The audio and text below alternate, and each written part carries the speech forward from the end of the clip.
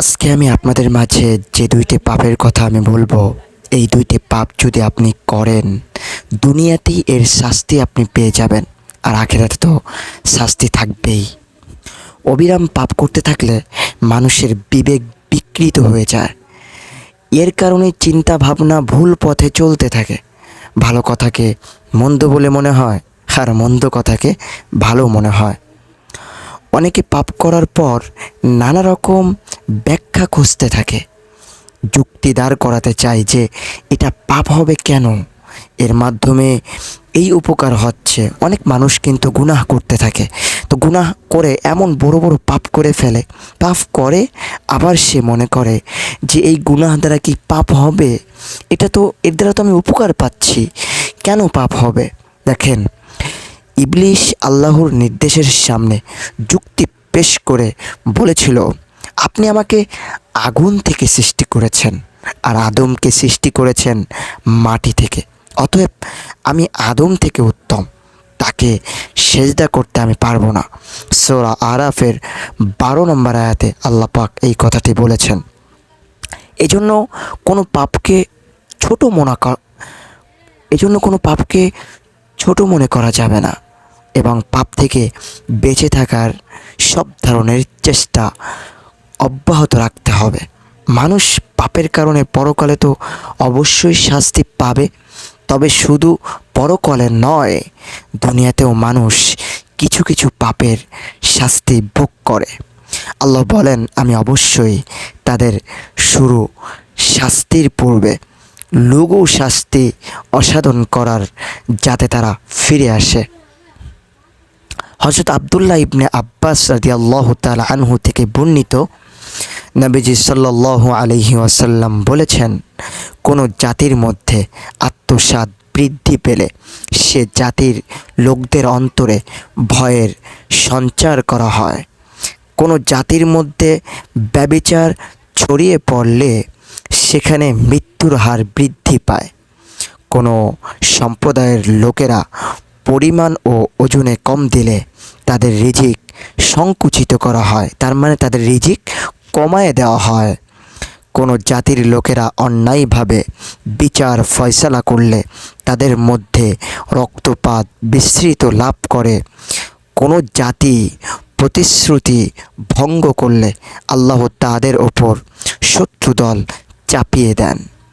হাদিস থেকে বুঝে আসে, এসব বিষয়ের শাস্তির অংশ মানুষ পার্থিব জীবনেও ভোগ করবে। আর শাস্তির ধারণ নানা রকম হয়ে থাকে, কারো অসুস্থতার মাধ্যমে হয়, কাউকে অসহায়ত্বের মাধ্যমে, কারো আবার ঈমান হরণের মাধ্যমে তাকে শাস্তি দেওয়া হয়। ব্যভিচারের শাস্তি ভয়াবহ হয়ে থাকে। হাদিসের ভিতরে এসেছে, কোনো মানুষ যখন ব্যভিচারে লিপ্ত হয় তখন তার ভেতর থেকে ঈমান বেরিয়ে যায় এবং এটি তার মাথার ওপর মেঘখণ্ডের মতো ভাসতে থাকে। অতঃপর সে যখন তওবা করে তখন ঈমান আবার তার কাছে ফিরে আসে। আবু দাউদ শরীফ 4690 নম্বর হাদিস। আল্লাহ তাআলা ইরশাদ করেছেন, তোমরা ব্যভিচারের নিকটবর্তীও হয়েও না, কারণ তা অশ্লীল ও নিকৃষ্ট আচরণ। হাদিসের বর্ণনায়, যখন কোনো সম্প্রদায়ের মধ্যে অশ্লীলতা এমনভাবে ছড়িয়ে পড়বে যে তারা প্রকাশ্যে অশ্লীলতায় লিপ্ত হতে থাকে, তখন তাদের মধ্যে এমন সব দুরারোগ্য ব্যাধির সংক্রমণ হবে যা তাদের পূর্বপুরুষদের মধ্যে ছিল না। ইবনে মাজাহ তাফসিরের রুহুল আমানিতে উল্লেখ রয়েছে, বিপর্যয় বলে দুর্ভিক্ষ, মহামারী, অগ্নিকাণ্ড, পানিতে নিমজ্জিত হওয়া, সব কিছু থেকে বরকত উঠে যাওয়া, উপকারী বস্তুর উপকাম কম হওয়া ইত্যাদি আপদ বিপদ বোঝানো হয়েছে। ওজনে কম দেওয়ার শাস্তি। অনেক মানুষ আছে যারা ব্যবসার ভিতরে অনেক ক্ষেত্রে ওজনে কম দেয়, তারা ফাঁকি দেওয়ার চেষ্টা করে, কিন্তু তারা এটা জানে না যে আল্লাহ পাক রব্বুল আলামিন সব কিছু জানে। পরিমাণে ও ওজনে কম দেওয়া নিষেধ, এটি জঘন্যতম খেয়ানত ও কবিরা গুনাহ। এর ফলে আল্লাহ মানুষের ক্ষেত খামারে ফসলের উৎপাদন কমিয়ে দেন ও দুর্ভিক্ষ অবতীর্ণ করেন।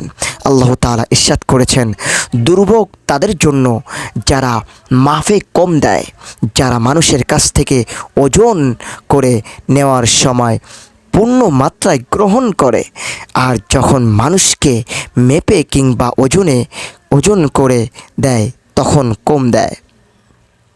সন্তানের জন্য দুনিয়াতে জান্নাত এবং জাহান্নাম হচ্ছেন মা বাবা। যে ব্যক্তি মা বাবার হক আদায় করতে পারবে সে দুনিয়াতেই পাবে জান্নাতের সুঘ্রাণ, আর যে ব্যক্তি মা বাবার সঙ্গে খারাপ আচরণ করবে দুনিয়ারই তার জন্য জাহান্নাম। মৃত্যুর আগে অবশ্যই সে ব্যক্তি মা বাবার অবদ্ধতার শাস্তি ভোগ করবে। হযরত আবু হুরায়রা রাদিয়াল্লাহু তাআলা আনহু থেকে বর্ণিত, রাসূলুল্লাহ সাল্লাল্লাহু আলাইহি ওয়াসাল্লাম ইরশাদ করেছেন, ওই ব্যক্তি ধ্বংস হোক, ওই ব্যক্তি ধ্বংস হোক, ওই ব্যক্তি ধ্বংস হোক। জিজ্ঞাসা করা হলো, কোনো ব্যক্তি? ইয়া রাসূলুল্লাহ।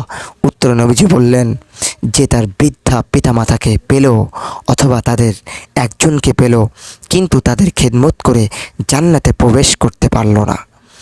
আমি এই দুইটির ব্যাপারে বলেছি, একটা হচ্ছে ওজনে কম দেওয়া যাবে না, দুটি হচ্ছে পিতামাতার অবদ্ধ সন্তান হওয়া যাবে না। আল্লাহ আমাদের সবাইকে এই দুইটি পাপ থেকে যাতে আমরা সবাই বাঁচতে পারি সেই তৌফিক আল্লাহ আমাদের সবাইকে দান করুক। সবাই বলেন আমিন।